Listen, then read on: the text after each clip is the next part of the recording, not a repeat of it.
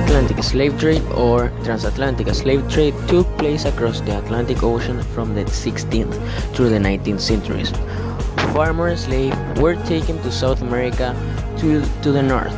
To the South Atlantic economic system centered on producing commodity crops, on making goods and clothing to sell in Europe, and increasing the number of African slaves brought to the New World.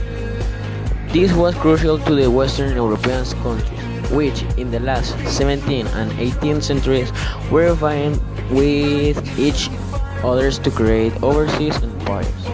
The Portuguese were the first to engage in the New York slave trade in the 16th century, and after soon followed.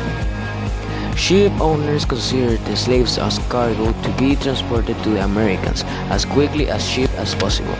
They were to be sold to labor in coffee, tobacco, cocoa, sugar, and cotton plantations, gold and silver mines, rice fields, construction industry, cutting timbers for ships, in field labor, and as a domestic servant. The first African support to the English colonies were classified as indentured servants. The slave trade is called sometimes Maafa by the Africans and African American scholars, meaning great disaster in Siwali. Some scholars such as Marimba and as Mulham Karenha use the terms African Holocaust or Holocaust of slavery. The Atlantic slave trade ordered by trade volume were the Portuguese, the British, the French, the Spanish, and the Dutch Empire. Several had established outposts on the African coast where they purchased slaves from local African leaders.